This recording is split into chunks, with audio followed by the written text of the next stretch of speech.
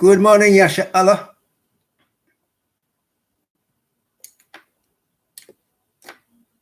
In all praises to the Most High, Yahweh, in the name of the Blessed One, Mashiach,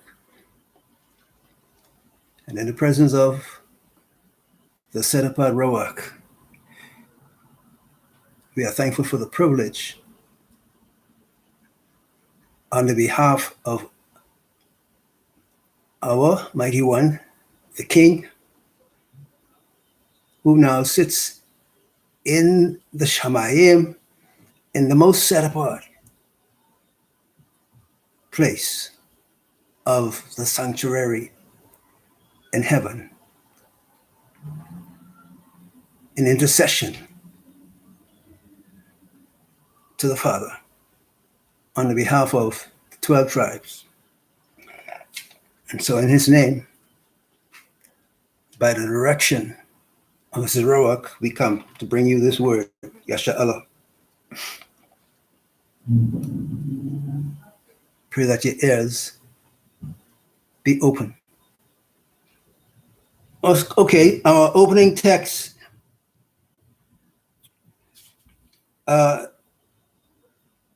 Zechariah 10 and 1. Zechariah 10:1. Let's get it and read, Yasha Allah. Zechariah 10 and 1. Everybody.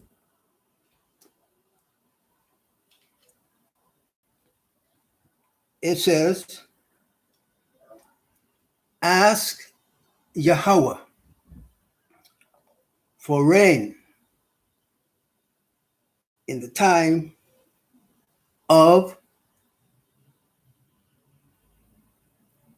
the latter rain. Ask him for rain in the time of the latter rain. Yahweh, who makes storm clouds.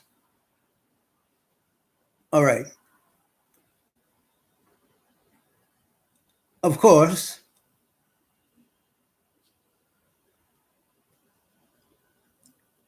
we understand that now, at this time,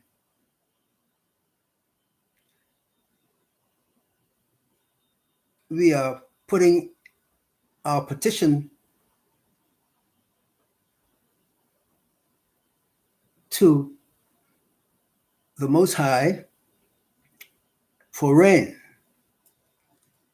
And directly, we are in the time of the former rain. So I've used this text. It might be a little out of character to bring our attention to the fact that we are in the sealing time. It is the point of my bringing forth this particular scripture.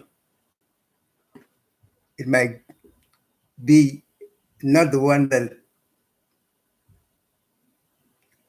we might say it ought not to be, because we're actually seeking to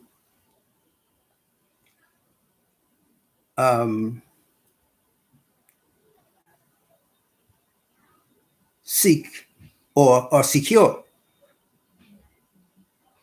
the pouring out or the continued pouring out of the former rain. In any case, we are making petition unto Abaya through the Ruach in the behalf of Mashiach, our King. We are petitioning for rain. Of course, now in the period of time when the first draft of rain is falling, that is what we call, or what we should call, the former rain, the first draft. We are actually in that period, and the rain has already began falling. And so we're actually petitioning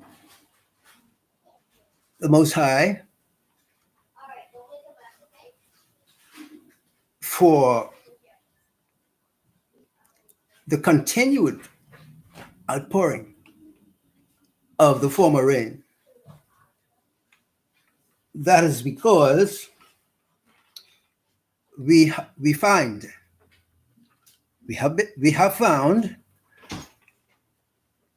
by the guidance of the Ruach that there is resistance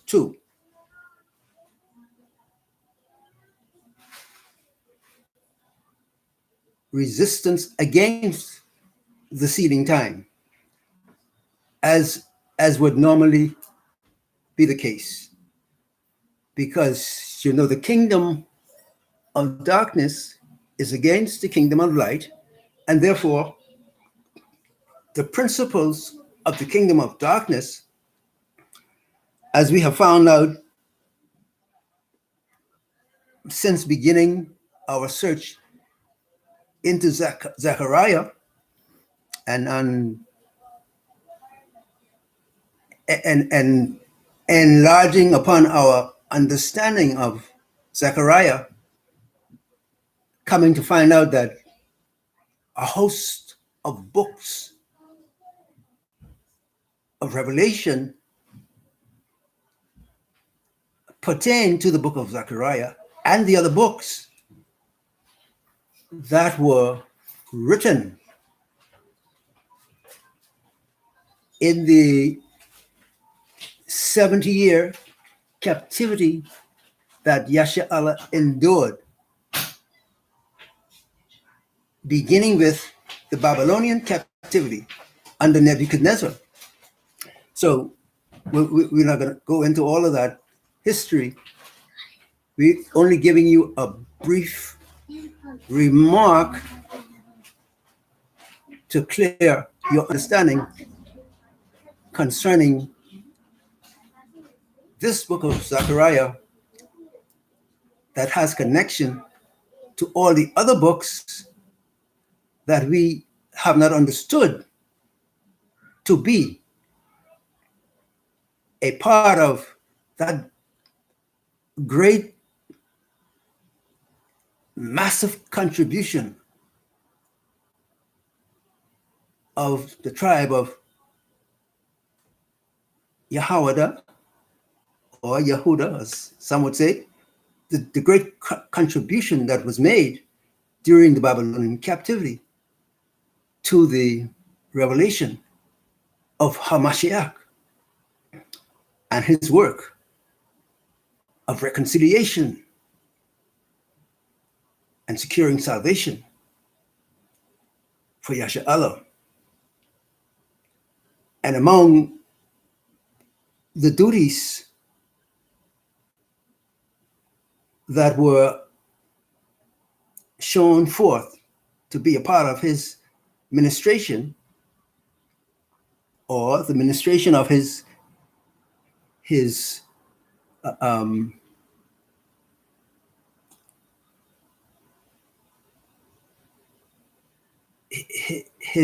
drive to move to secure his sacrifice,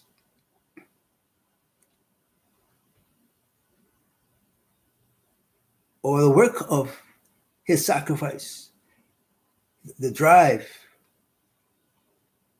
the work to procure, to actually bring to pass what he set out to accomplish, what Yahweh set out to accomplish in him and through him on the behalf of his children, the ones needing salvation. Here,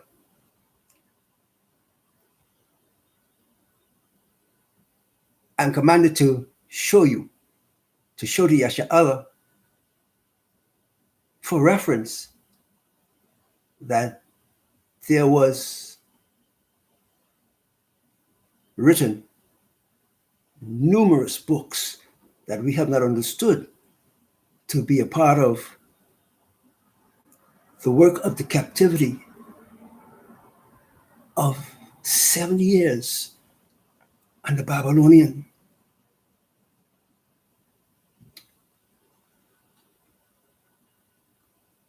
And so, armed with this knowledge, I believe Yasha'Allah is now more prepared to go into the scriptures, those scriptures of the Apocrypha and so forth. Those were a part of the writings of the 70-year captivity, believe it or not. And so we need to refresh ourselves of these books. We're dealing with directly resistance to the sealing of the 12 tribes. We are in the first draft of the work of sealing the 12 tribes, according to Revelation chapter 7. And sometime earlier, we made the reference to the first sealing that was done on the behalf of the tribes. That is recorded, well, it's recorded in a number of places, of course. And the reference I want to make again is that the first act of this sealing is undertaken in Babylon itself. And you had witnesses to the sealing, witnesses such as Yeshua, the high priest, and his companion,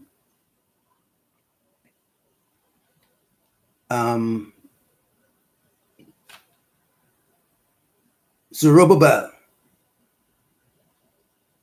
right? And of course, you had, might I say, a great cloud of witness in Hezekiel. You know what they call Ezekiel? Hezekiel himself, who got the revelation of the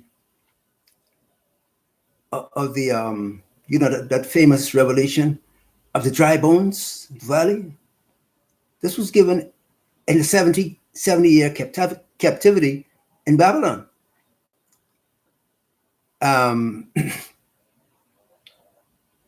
So I'm continuing to update our understanding of the 70-year captivity and what it offered to Yasha'Allah, the house of Yahweh, the house of Judah, directly at that time. In this period, called the 70-year captivity. beginning with Nebuchadnezzar, the chief protagonist.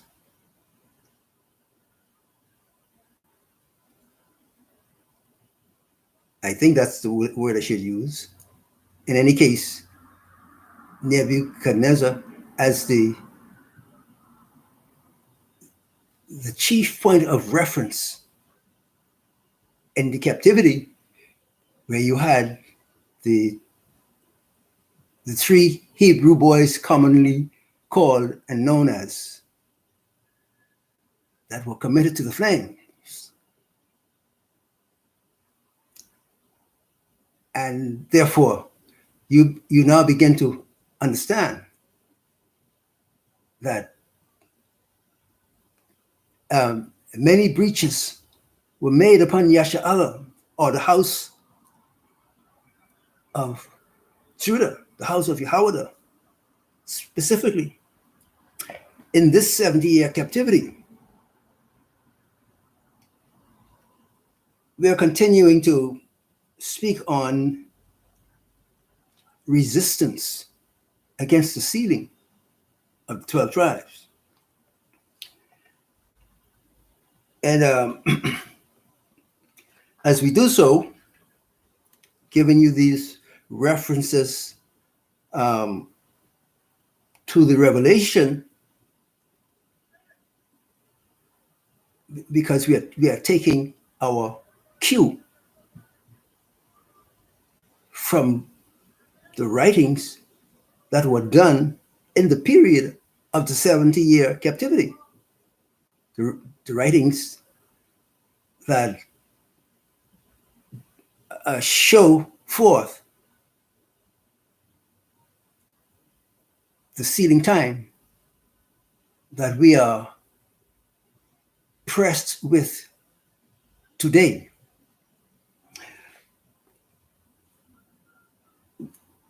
We have resistance toward the sealing, resistance against the sealing. And we're going to take some views as the Torah gives to us. These coming from the birth pains of the 70-year captivity, brethren, I remind you. So look at Zechariah 13, Zechariah chapter 13, verses 8 and 9. Well, Zechariah, what did I say? 13, 8 and 9.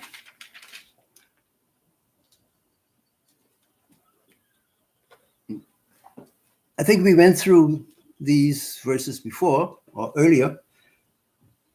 We're going to do it again to get more understanding and a clearer view of the matter at hand. Zechariah 13, verses 8 through 9. Let's read. Let's go, Yashala. And it shall come, well, let me read it this way. And it shall be throughout all the soil. And the King James says, throughout all the land, declares Yahweh, that 2/3 therein are cut off and die, and 1/3 is left therein. 1/3 is left. And I shall bring the third into fire, and refine them as silver is refined, and try them as gold is tried. They shall call upon my name, and I shall answer them. I shall say, This is my people, while they say, Yahweh is my Elohim. Isn't that beautiful? As beautiful as that is, we got to see the tremendous amount of resistance to these declarations by the Most High himself. In reference to the Blessed One that was to come,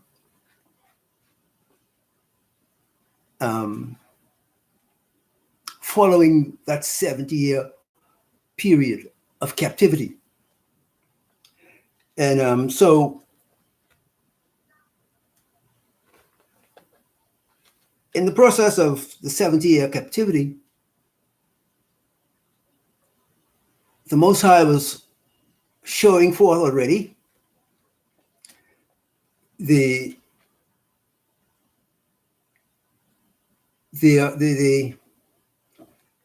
work or the move towards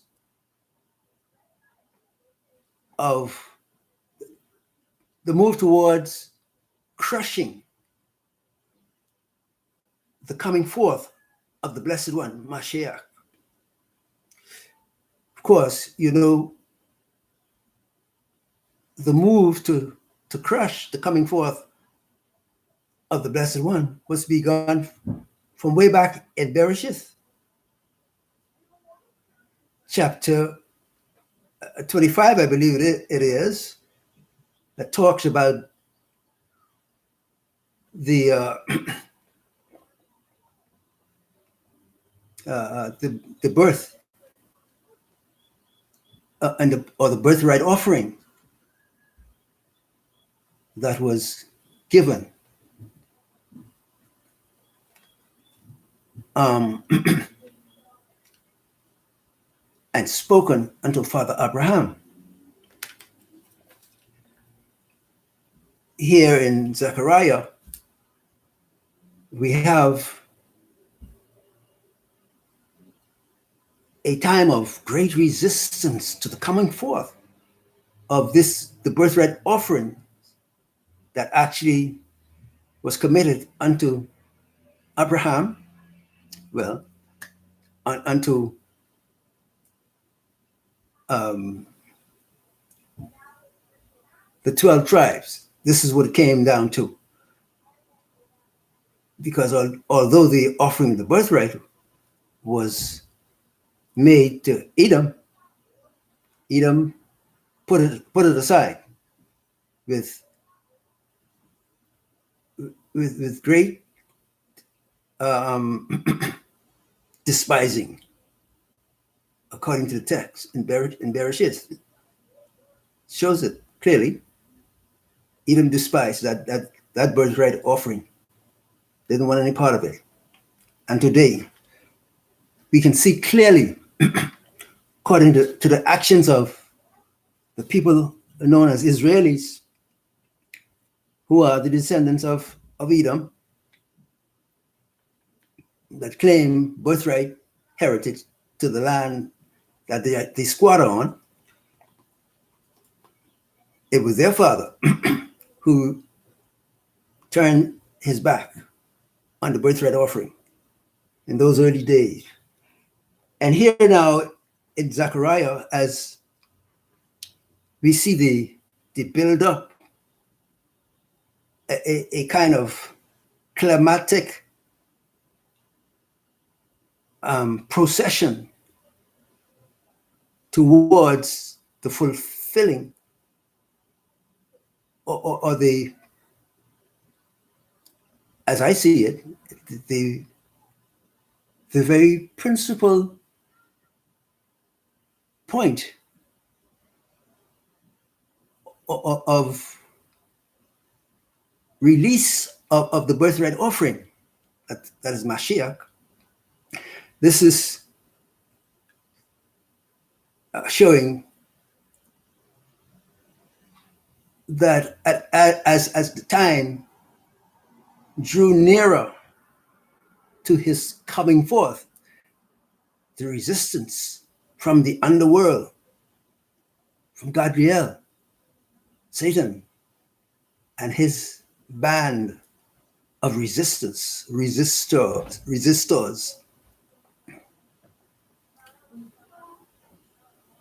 we can take a hint of the fact of the captivity itself was a part of this work of resistance against the coming forth of the Blessed One. And so in the captivity, we have the vision given. Visions were given to the house of Yahweh concerning the coming forth of the Blessed One, Mashiach. And also, as the coming of the Mashiach was prefigured, I might use that word, as prophesied to come, there's also the prophecy concerning the sealing,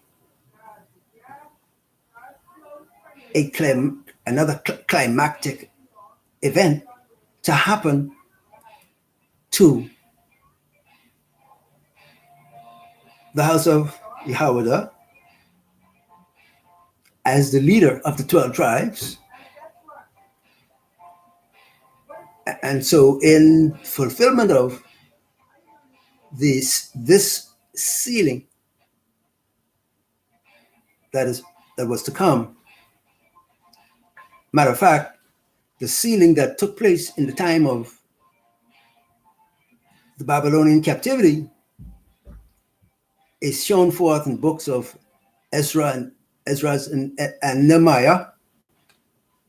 And if you go to those books and read, you will see the detail of how the sealing process was conducted.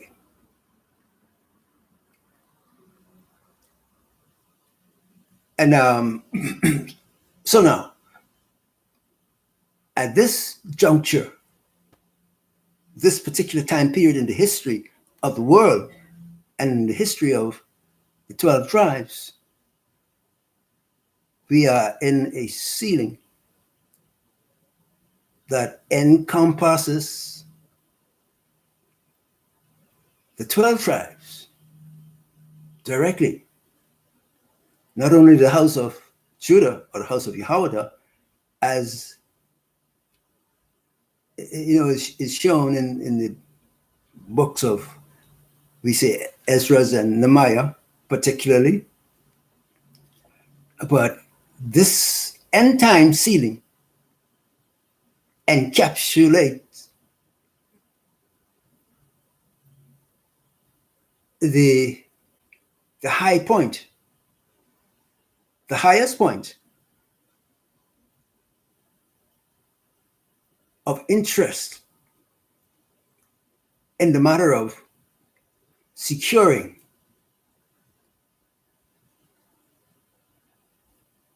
the names and all the particulars necessary to identify those that are to be sealed.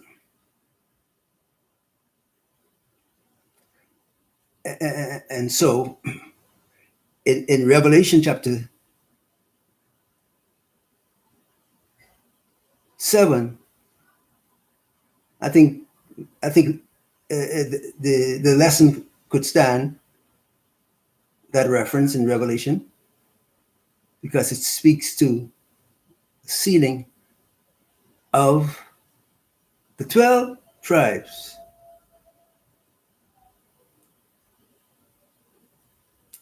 Directly concerned with the matter at hand, I should say. But we were showing the the beginning or the principal beginning act of sealing of the tribes that was undertaken with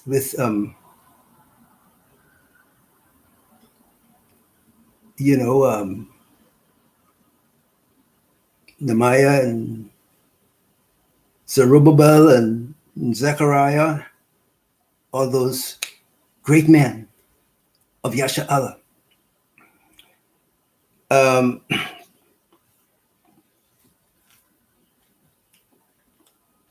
Never forgetting to mention the great turmoil that was going on and the updraft of resistance that was being experienced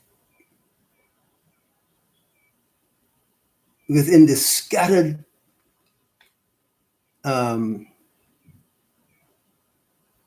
or the group within the group of the house of Yahweh, Judah, that was scattered into Babylon. There was this great updraft, this contention that was being met with by the house of Judah, Yahweh, even while in the captivity.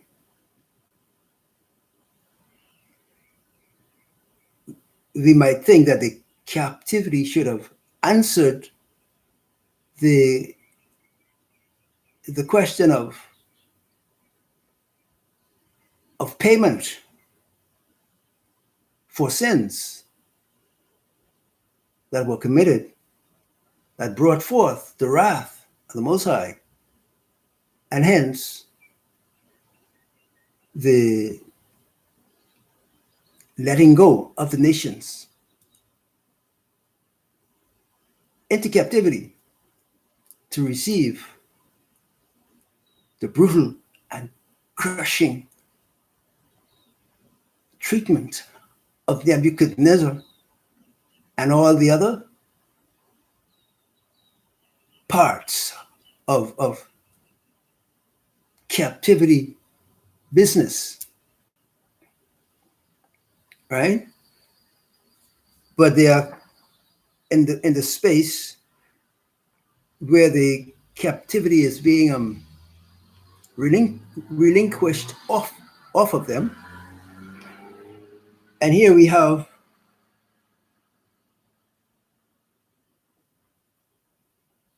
the view of the sealing that was done to secure the names of those that were being set free, to secure the names and the identity of those that were brought into the captivity in the first place, and to show recognition of them as they were being released from the captivity, so that they would be accounted for. You see. So this is what the sealing was. This is one of the principal matters concerned with the sealing. You want to know who's being sealed, whether from, all the particulars, as is the concern of a government office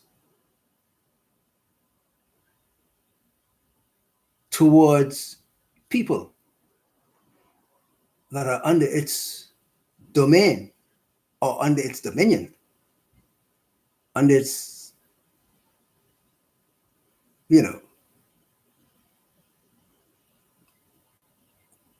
captivity function at that particular period of time. And so there we have in these books that we paid little attention to before, we see how vital they are. And we behold in the books of Nehemiah and Ezra and so on and so forth, Zechariah, we see the work of the sealing that went on, that had to go on to secure the identification of the people that were being released from the captivity to go back to Jerusalem. You see? That's the gist of the matter here in the sealing. And so, in like manner, as we come out of 400 years of captivity, we have the scenario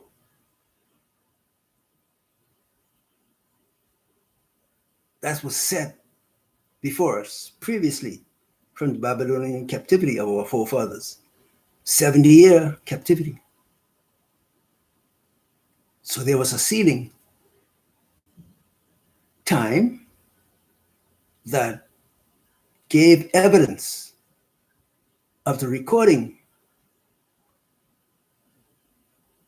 of the fact that there was a captivity at that particular time under Nebuchadnezzar that ran into the other rulers of Babylon and into Medo-Persia and so on. And in those captivities, we saw the backdraft, or getting mixed up, so excited about it. But we are able to see the Edomite entrance into their prominence by Philip of Macedon and his son Alexander into the Greek empires that would matriculate in their various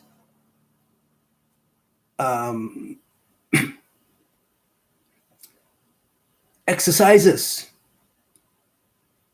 matriculate even into the famous Mitzrayim, Egypt, where they were taught how to conduct slavery and the enslavement exercise that they learned oh so well. And when they came out of that learning process,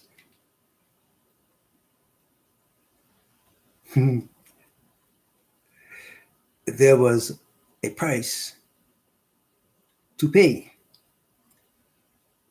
a price that was set on the heads of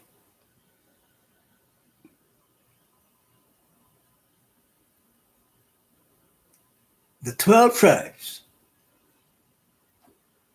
in total. But we're looking here now at the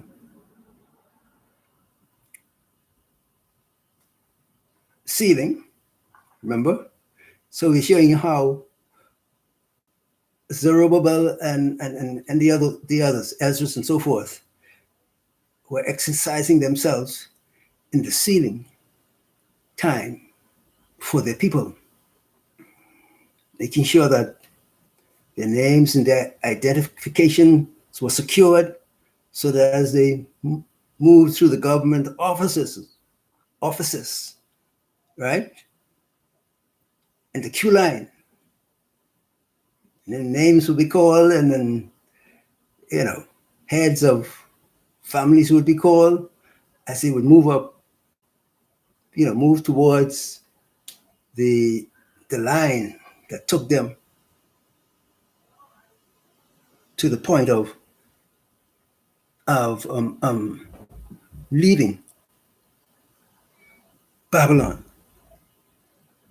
They were being set free. So they had this sealing time exercise. And likewise, we are leaving we are called by the Most High to leave Babylon.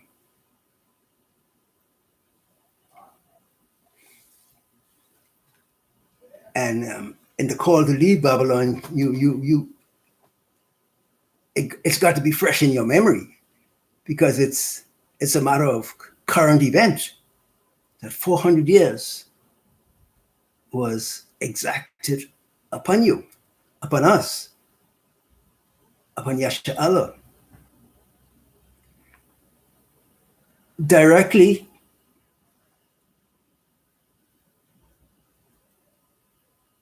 the price paid for this 400 years captivity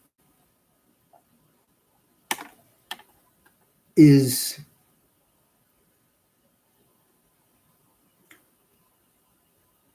put towards the house of Judah, the house of Yahweh, directly as the leader of all 12 tribes.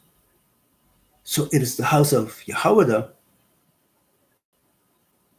that had to take on the task of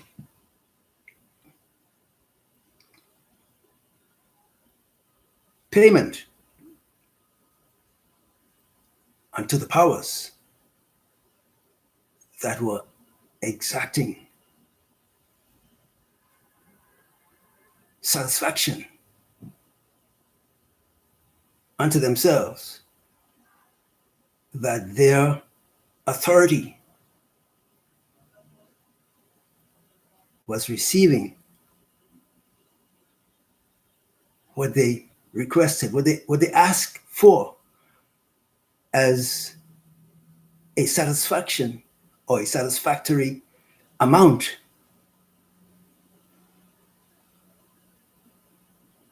from the hands of Yasha'Allah, the house of Judah, Yahweh directly. In this 400 years captivity,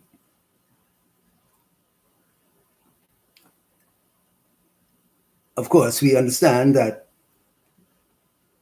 the other tribes shared in the exercises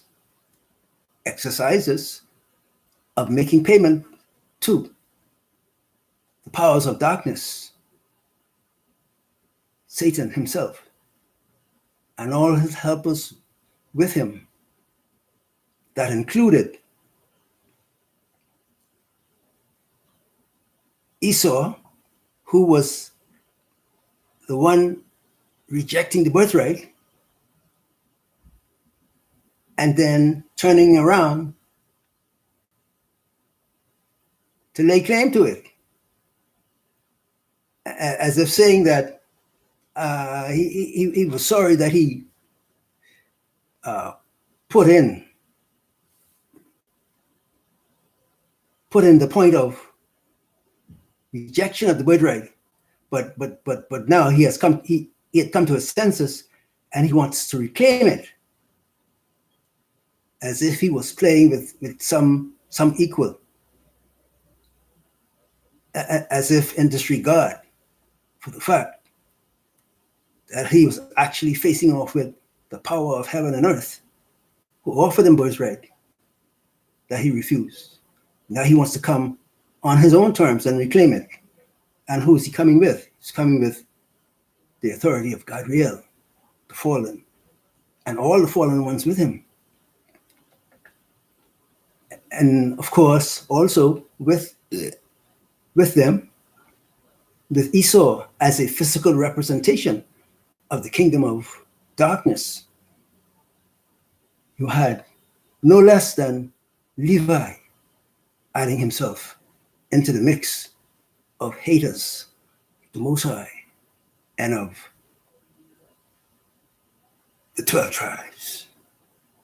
In this case, the house of Yahweh, that consisted of primarily the 3 tribes. And so you had the defection of one tribe, Levi, that brought hell to pay upon the house of Judah, we call it, at the hands of all the war machinery of Esau, with the aid of the witchcraft powers of the priesthood that were granted much knowledge, in the area of where their powers lay, or their authority lay to govern the 12 tribes, to give direction to the tribes in service to the Most High, in service to the Mashiach. It was Levi's duty to proclaim, as Yochanan, who was a Levite, proclaim the Mashiach when it was time for his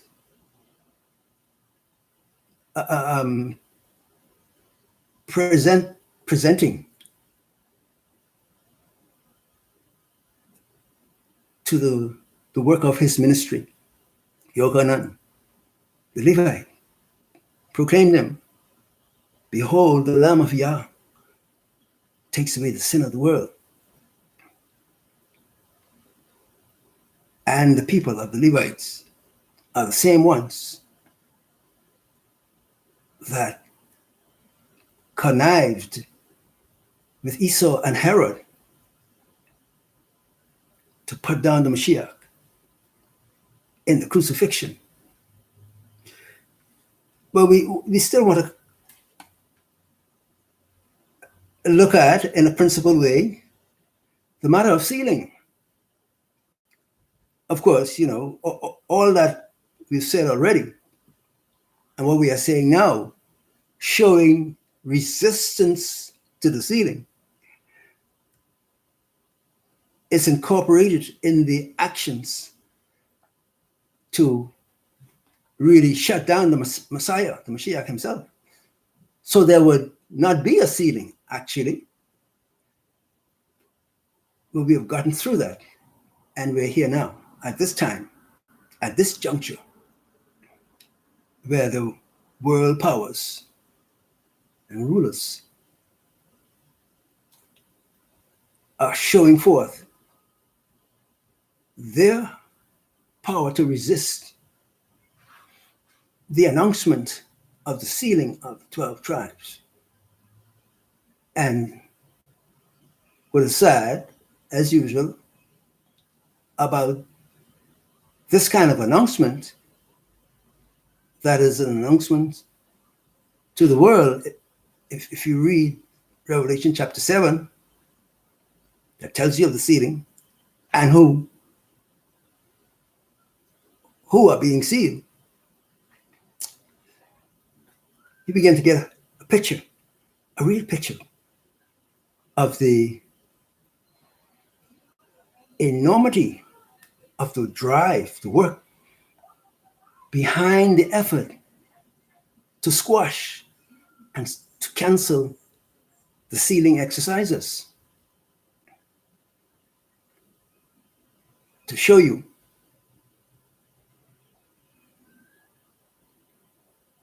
to bring to your view the work of the underworld, Satan, the dragon, and those in his employ, beginning with Edom, the one that has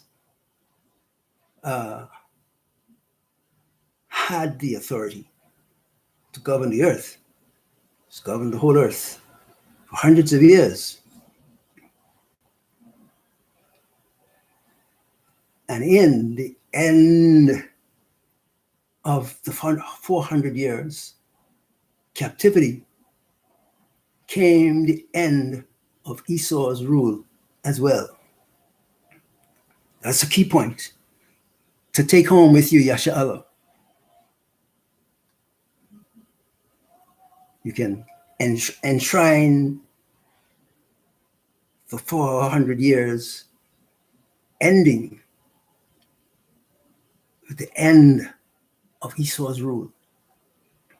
So we're now in the period where the Most High is, working with the details, these skeleton details of the crumbling kingdom and kingdoms, because all the nations of the earth have come together, have actually been together with Edom to conduct rulership over the earth, to the dismay of the 12 tribes who has suffered under the nations. Though the kingdom has been theirs, has never not been theirs, but they suffered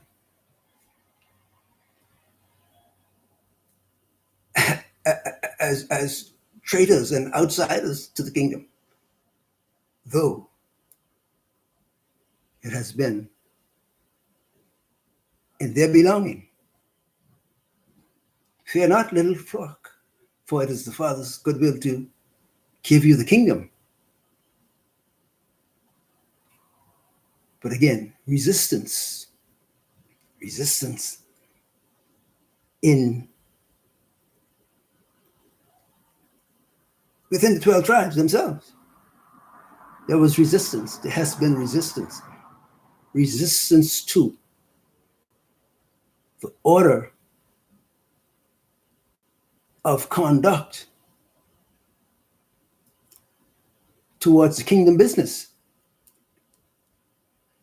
The 12 tribes have been in breach of submission unto their head and their ruler, the Mashiach, Baya Kantama.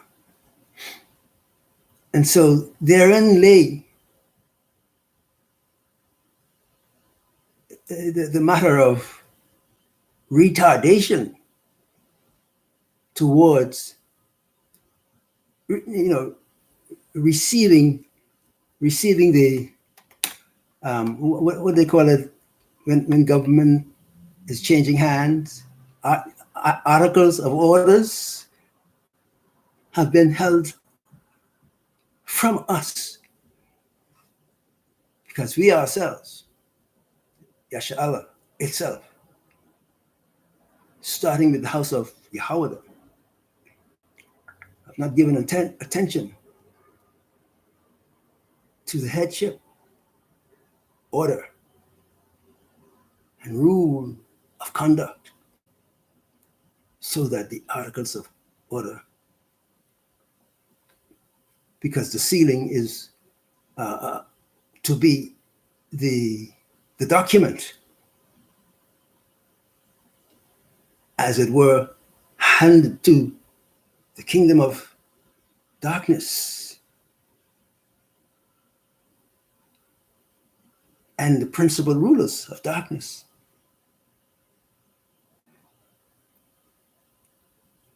To let them know that these are, our terms of governing our kingdom, governing ourselves. Again, to depart from you, scums, no good pieces of garbage, with your old retarded way of life and national building. Of course, the Mashiach himself has taken upon him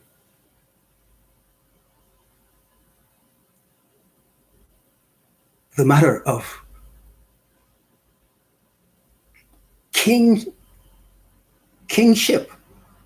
over the 12 tribes. And in the sealing process, whereby he would hand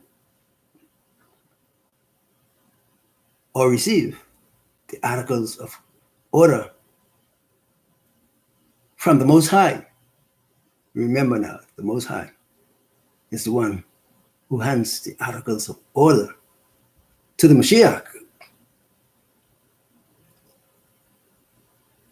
as the principal, the one who takes over kingdomship, kingdom orders, kingdom rule of a new day, while the old order is cast down to wither away.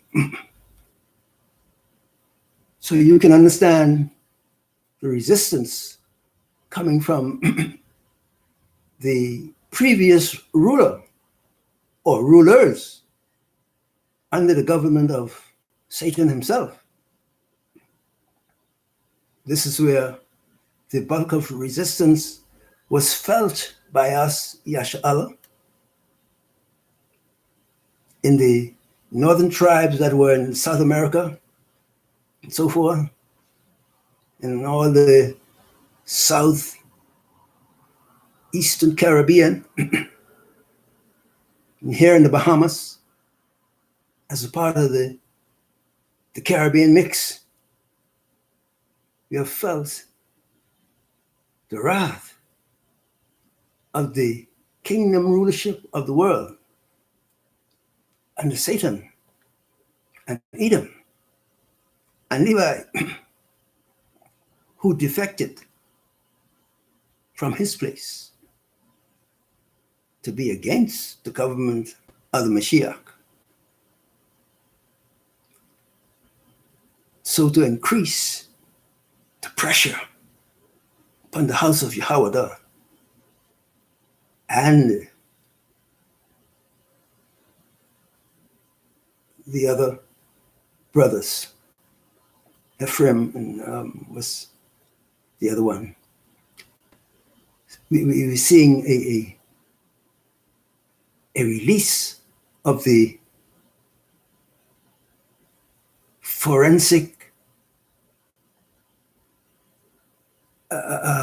account of how the kingdom was being dealt.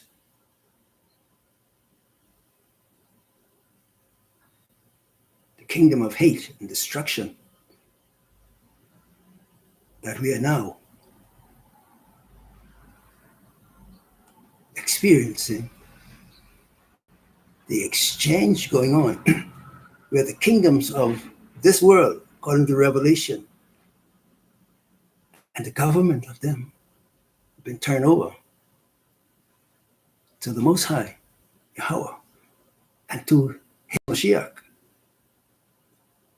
the Blessed One, the one altogether lovely,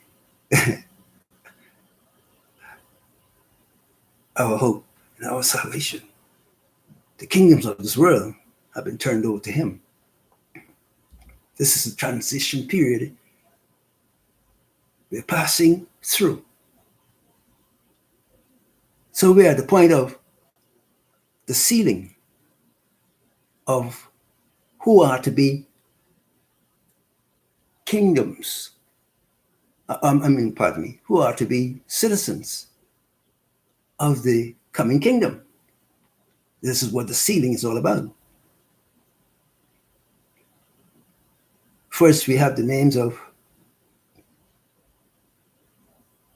as the process proceeds and has proceeded, we've gone through the different processes of kingdom development,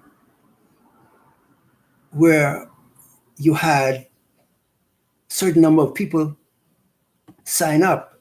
We may use that term, sign up as a provisional members. Use that word too.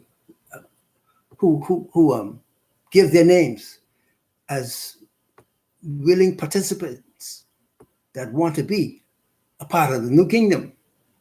So they've given the name, and we've had revivals and teachings and seminars and discussions about the kingdom and what should be done to, secure the kingdom and to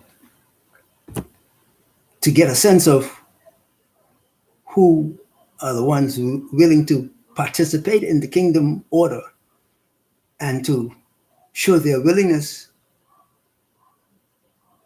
by being employed under the leadership of the incoming king, Mashiach, who ministered in Jerusalem, calling the citizens and gathering them to himself as first the nucleus of the kingdom. So the sealing began to go forward. It was sketchy, You got the first 12, let's say. So their names are set on the registry. These are citizens for the kingdom. And then the 12 goes and do their work.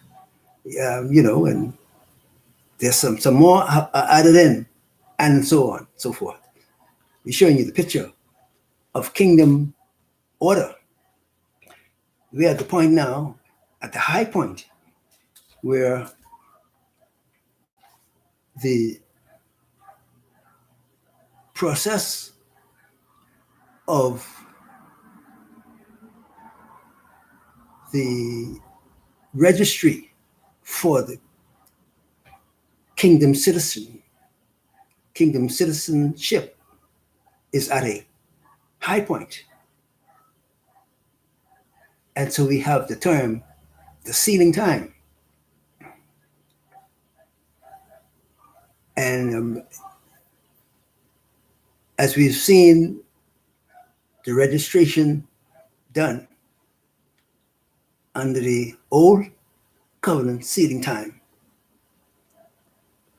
when our forefathers was let free out of ancient Babylon, the kingdoms of ancient Babylon. Now we're looking at the exercise of extricating those who have been held in bondage and captivity to the modern Babylon, the last stronghold of Babylon that has had its grip upon the nation of Yasha'Allah, who have been set free by the order of Mashiach. This happened only a few months ago. Basically speaking, when the declaration was passed on by Mr. Trump himself, that 400 years come to a conclusion. And so there we have it. The order signed by Rome itself at the pen of Trump, 400 years over. And then thus, from the courts of heaven, we have the other view. And the overview of heaven's administration towards the kingdom order with regards to Yasha'Allah, the 12 tribes, and with particular emphasis on the house of Yahweh, the house of Judah. So there we are. This is where we labor. And we see now that the business of the kingdom have progressed to the point where the master, the Mashiach, has set the template by himself, walking up and down the dusty roads of Galilee and the surrounding areas of the kingdom of Yasha'Allah, kingdom of Yasharel, taking the temperature of the citizens who were applying for entrance into the kingdom. This is what Mashiach was doing in his ministry.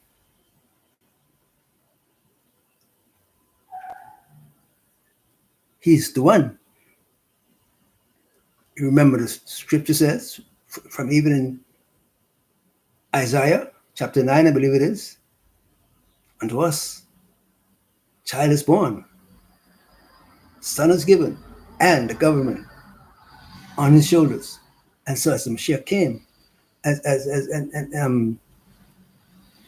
as we see him being presented in Zechariah and the other prophets, and in his coming, he lays it down. But I say unto you, and so the new era, the new kingdom has begun to cast its shadows over the world, which the book of Daniel shows us in chapter 2, that the stone that was cut out of the mountain without hand smites the image on his feet, break them up. And we actually are in the period of time when one foot has been practically severed from the image. This is where we are, Yasha'Allah. And we're moving on to dealing with the other foot that are representations of Satan's Roman Empire of Esau, who rejected the birthright. But don't you hear Esau? Don't you hear Esau proclaiming himself as beneficiary of the new kingdom? The new kingdom to come from Abba, Yahweh, that Esau all of his life has opposed, crucified the Mashiach brutally in Jerusalem, spat on him, drove a spear through his side, stripped him naked, and spilled his blood. This is what Esau did to the Mashiach in the crucifixion. This was the high point of his glory. This was the high point of his rejection of the covenant.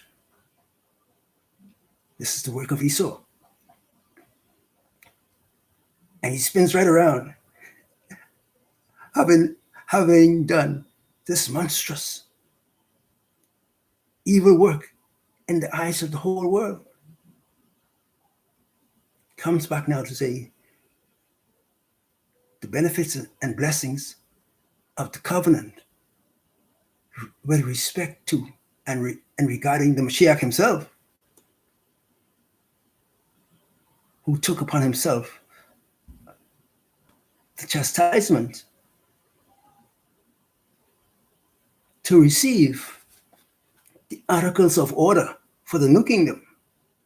He himself stood in the gap in the face of the old government, Rome,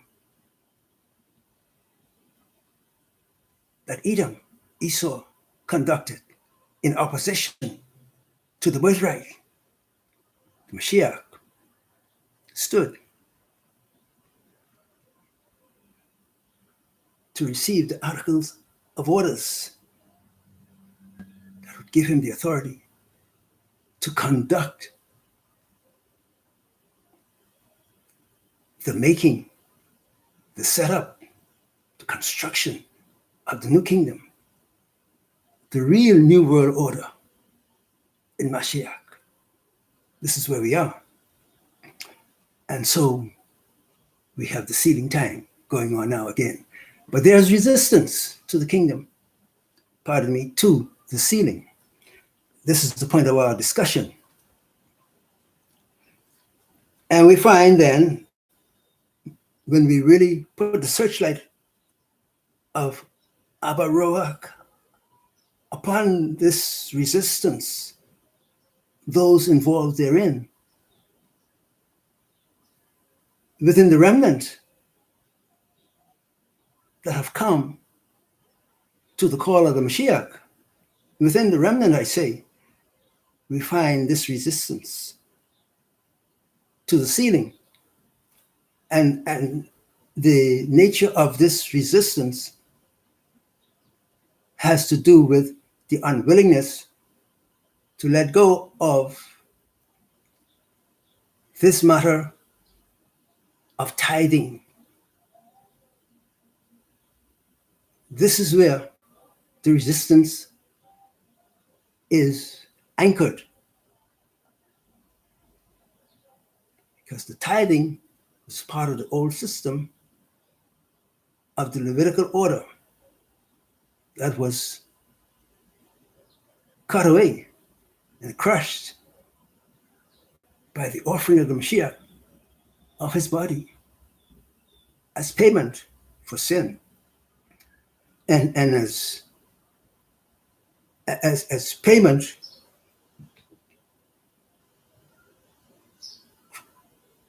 for all, or unto all who were in charge of the administration of affairs that had to do with the old kingdom order, of which the Levites, the Levitical priests, had their part in the priestly order. And the Mashiach, his ascension to the priesthood, cancel all of that. Cancel all of the works connected with the old priestly order, the tithing and all of that. It's done away with, finished. So there's a faction in the remnant. You see, because we have come to the point where we can see that the elimination of the subscribers to the new kingdom that the Mashiach has come to bring. So there were many subscribers. As you remember in the parable, they went out the first hour, and they got subscriptions.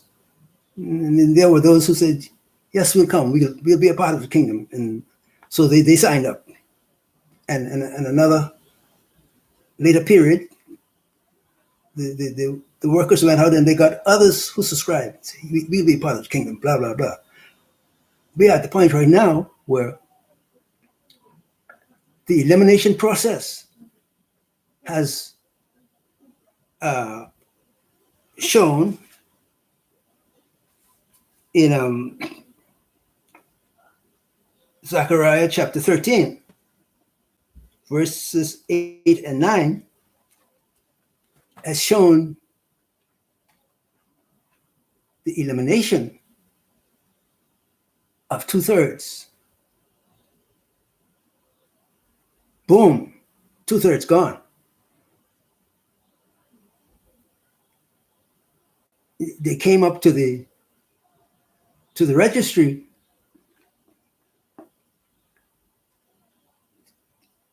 to register for citizenry and entrance into the kingdom order.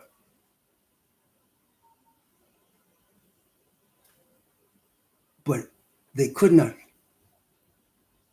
withstand the ordinances of the Mashiach. And so, like the seeds that fell by the wayside, so they fell and have been eliminated. 2/3 eliminated, gone. We have been able to live and witness this with our own eyes, as young as we are.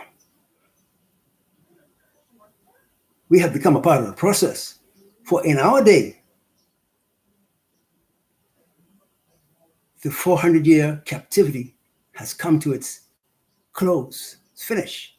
Boom, gone. 400 years, done. And we could see with our own eyes the efforts in the determination of Edom, Satan, to,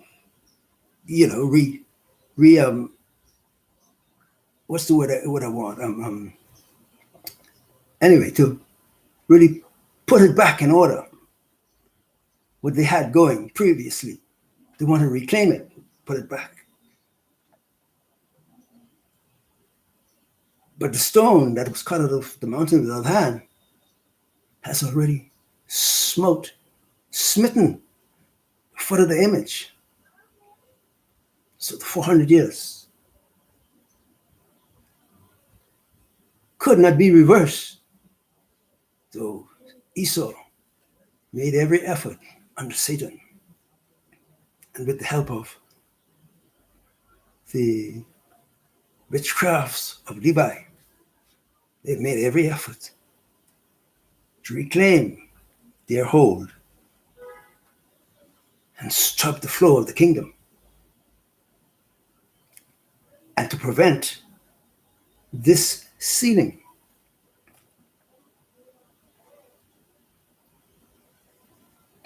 The relinquishing of the whole of slavery is a reality in Roman history. The keepers of the gate in the North American colony, under the rulership of England, they have all had their notices, because the scriptures were in their hands for a long period of time. This is record. This is world history. This is not something being thought up that might be or should be. This is already in stone. It cannot be erased. But we're looking within the formation of the remnant who have been unearthed or brought forth with the elimination process. We see the 2/3 gone.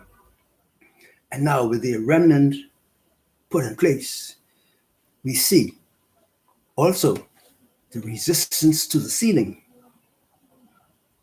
under the strain of the desire for the reinstatement of the tithing system. This is what is plaguing the remnant today, to now. And so we bring it to your attention today, Yasha Allah. Consider yourselves, to consider the Mashiach, the sacrifice he has made to secure salvation for Yasha Allah and for the sealing of the 12 tribes, according to Revelation chapter 7. And they were sealed of all the tribes of Israel. Go and read it, Revelation chapter 7. I'm speaking to the world. Go and read it, see it. See it for yourself. And they were sealed of all the tribes of the children of Yasha'Allah. Can't use the word Israel because that's tied up with the haters and the usurpers who want to claim ownership, to the inheritance that was despised by Edom in Bereshith. But they want to claim heritage in the blood. We're not here to argue with them or whomever. We're here to show forth the plain truth of the scriptures and what is the determination of the kingdom of Abba under his Mashiach, Messiah, the Blessed One, the one altogether lovely, and to whom all power in heaven and on earth is given, has been given, and declared, all power is given unto me in heaven and on earth. So says the Mashiach, and so says Yasha'Allah. But we have this matter at hand where there's this grasping for the material gain and the unwillingness to let go of the trappings of Babylon and the tithing system that the Levites have used in their connection with Edom and Satan to tie down and to be a point of entrapment for the tribes at large, and for the house of Yahweh that lead the tribes. Gotta let go of the trappings, let go of the tithing system, cut it and let it go, and do otherwise as is prescribed in the scriptures already. We don't have to go and make up some other system. It's there written. So we can go and read it and see how we are to conduct ourselves. But let it go. That is what the hindrance is right now against the ceiling. I have given you the word of the Most High from the desk of the Mashiach and the witness of the mighty Ruach. Pray, Yasha'Allah, that you receive it, that the house of Yasha'Allah be blessed and empowered in the name of the Mashiach, our power. So let it be.